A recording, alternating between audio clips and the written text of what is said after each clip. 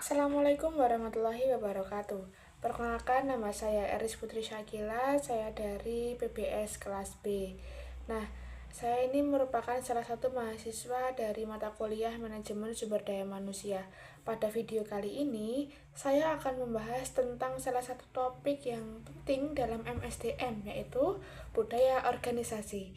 Nah, topik ini tuh sangat penting karena budaya organisasi ini merupakan dasarnya dari bagaimana sebuah perusahaan itu berjalan dan berkembang. Nah, apa itu budaya organisasi?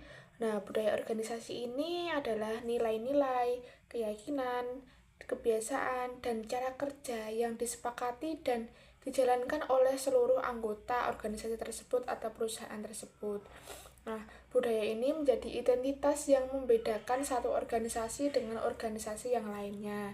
Budaya organisasi ini juga tidak hanya tertulis dalam visi dan misi, tetapi juga terlihat dari bagaimana karyawannya itu berkomunikasi, bagaimana pimpinan itu mengambil keputusan, dan bagaimana masalah diselesaikan.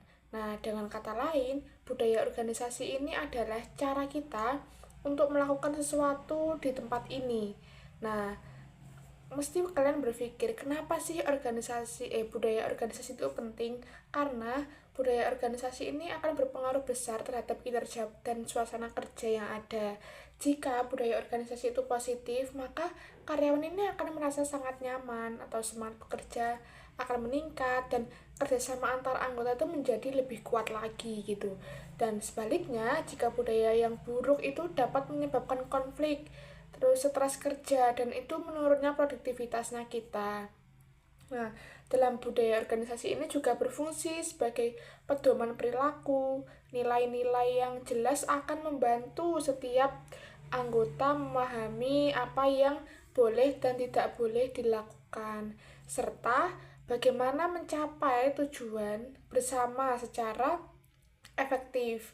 Nah, dalam budaya organisasi ini ada beberapa jenis. Nah, secara umum, budaya organisasi ini dapat terbentuk. Yang pertama, budaya klan. Ini suasana seperti keluarga, penuh dukungan, begitu. Yang kedua adalah budaya adokrasi.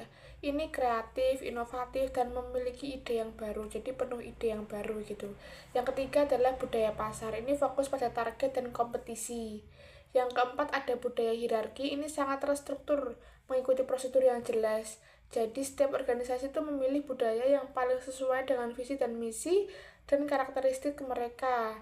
Nah, dapat kita simpulkan bahwa budaya organisasi ini merupakan fondasi yang membentuk perilaku, sikap, dan pola kerja para anggotanya dan para karyawannya. Budaya yang kuat itu akan membentuk positif, mampu dan menciptakan lingkungan kerja yang harmonis, produktif, dan dapat mendukung tercapainya tujuan organisasi atau perusahaan tersebut.